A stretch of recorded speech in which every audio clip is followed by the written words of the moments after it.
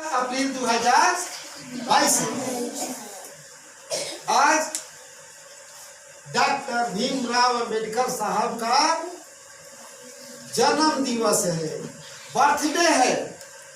Birthday के बारे में तो प्रचलन सुन लिया है ना, घर घर में आज जो है फोकना फुला फुला करके और ये जो है अगरबत्ती जला करके और मुंह से फूंक करके उसको केक काट करके खाता है या खिलाता है लोग। लेकिन वैसा बर्थडे नहीं होना चाहिए।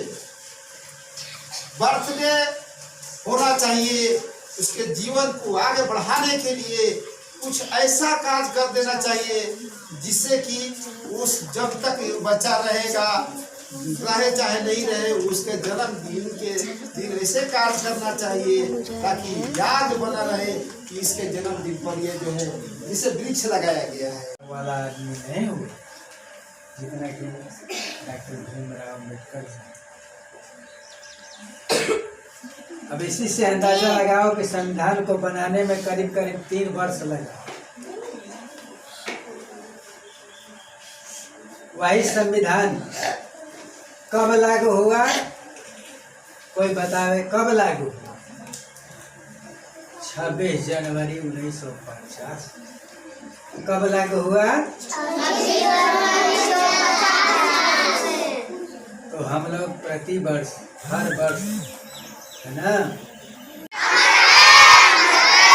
14 अप्रैल जिंदाबाद जिंदाबाद जिंदाबाद 14 अप्रैल जिंदाबाद जिंदाबाद जिंदाबाद 14 अप्रैल जिंदाबाद जिंदाबाद जिंदाबाद 14 अप्रैल जिंदाबाद जिंदाबाद जिंदाबाद डॉक्टर भीमराव अम्बेडकर अमर है। अभिभावक के रूप में श्री राम सिंह के द्वारा यहाँ कार्यक्रम का आयोजन किया गया और मैं एक ही बात बोलूँगा, अभी तो विशेष बोलूँगा नहीं, क्योंकि इनके ही संविधान से इसमें शिरकत जितने भी हमारे भाई बंधु माताएं बच्चे और पिता तुल बुजुर्ग सम्मिलित हुए हैं, ये बेहद खुशी की बात है कि आप लोग जो है इस महान विभूति के याद भी आप लोग बहुमूल्य समय इस धूप काल में भी आकर के अपना परिचय दिए हैं, इसमें माल्यार्पण किए, फूल का मतलब श्रद्धांजलि अर्पित किए। ये बेहद अपार खुशी की बात है। इसी तरह से हम लोग को होना चाहिए। हमारे साहब तो कह चुके हैं कि मेरे बंधुओं शिक्षित बनो, संगठित हो, संघर्ष करो। तो संघर्ष शिक्षित तो हो गए हैं। अगर हमनी के सिद्धांत पर आए के बाद तन मन धन से अगर सिद्धांत फैलावे के बाद तो फैला लेने कहे कि अगर दिनों पर दिन 2014 के बाद 14 से तो पहले थोड़ा थोड़ा कतरा बहुत रहे, मैं कि 2014 के बाद बहुत तेजी से शोषण दमन बढ़ रहा था, यानी कि संविधान से बड़ा पहले के जो स्थिति था उससे भी खराब होने जा रहा है।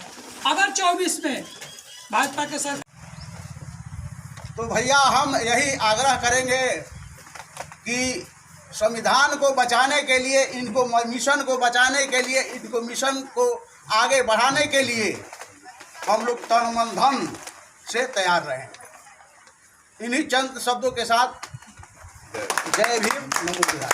के अंदर उठा के देख लो और न तो अपना घर के कुल खानदान के दस्तावेज उठा के देख लो ओकर का होती रहे। और जाति के नाम पर पार्टी बन गई तो अपना के रंगबाज समझते नहीं, बहुत समर्थवान समझता नहीं।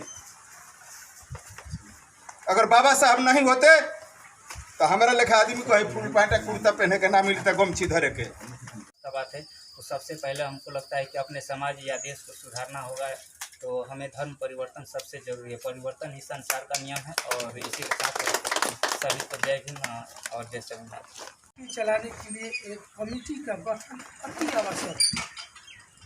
अगर कमेटी का गठन नहीं हो पाता है तो बांध किधर भी इधर उधर चल जाता है। और प्रकाशित की बात आया कि प्रकाश कैसे होगा, जागृत कैसे होगा, इस बिंदु पर विश्लेषण हमारे 15 दिन पर हो या 10 दिन पर हो, मेरी कमेटी बैठना काफ़ी आवश्यक है।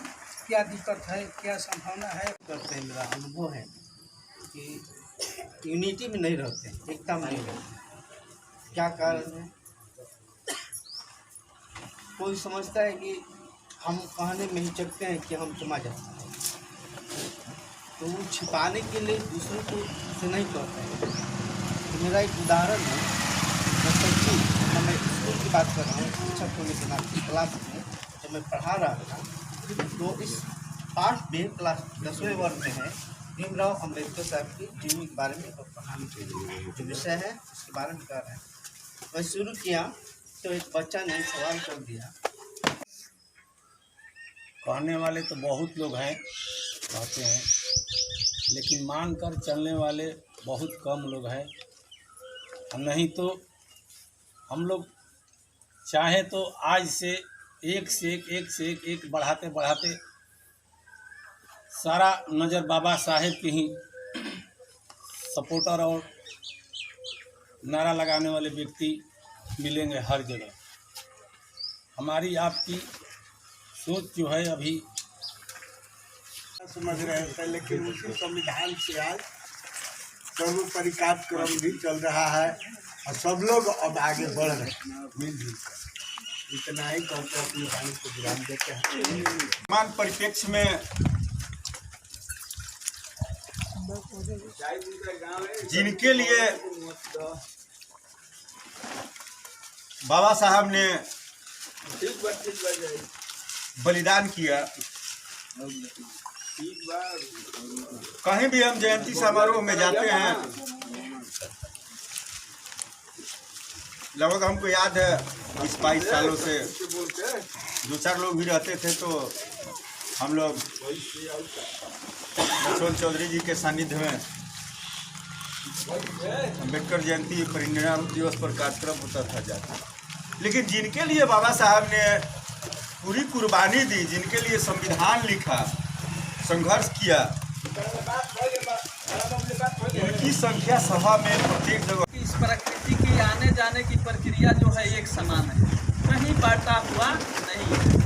हम लोग इस रास्ते से धरती पर आते हैं और उसी रास्ते से धरती पर जाते हैं, तो यहाँ जितने जातीय हैं जानने के लिए समय और अवसर की आवश्यकता है। हमारे लोगों के बीच समय और टाइम का अभाव है, इसलिए जो स्थिति है उसके अनुकूल आज जो कुछ भी हुआ बहुत ही अच्छा हुआ। बाबा साहब का एक वाकया हमको याद आता है, जब विदेश पढ़ने गए थे, ताकि वो उनकी प्रॉपर्टी तो थी नहीं, तो उसी कुल परिवार में पैदा लिए जहाँ भारत के जो व्यवस्था, जाति व्यवस्था थी, वर्ण व्यवस्था को कट्टर विरोधी थे।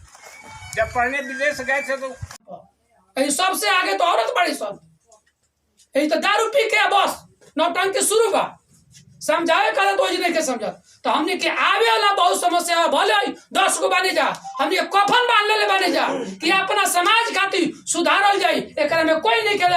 हमनियों के मर्जी रौरो मर पर चौतरफे आने वाला है, अभी रोकने का बस का बात नहीं है। एक जमींदार या समर्पित विचार वाले चाहे कि रोक ले, तो अब कहते ही रोकने वाला नहीं है।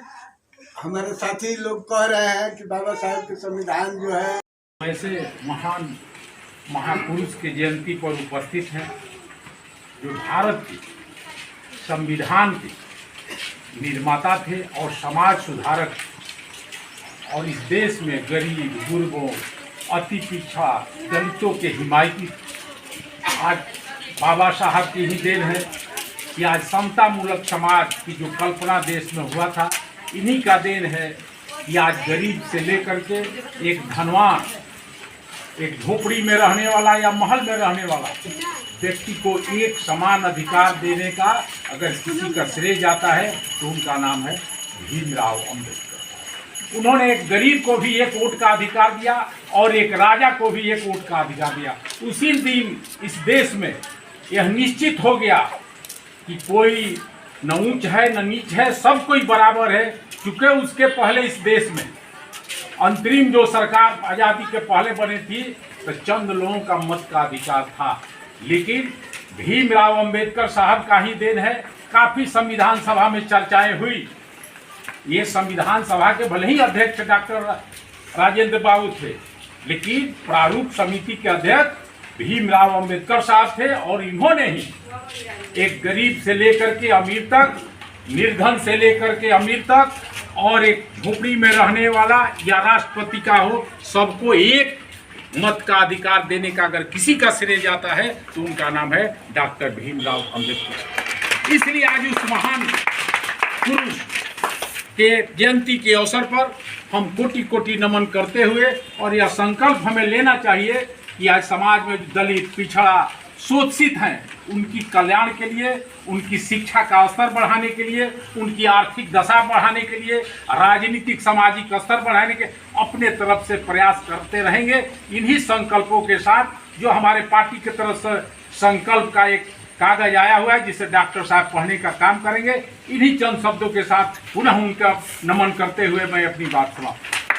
तमाम जितने वरिष्ठ नागरिक हैं मैं उनका सबका अभिनंदन करता हूँ, और पार्टी द्वारा जो संकल्प पत्र है उसको मैं दोहराने का काम करता हूँ।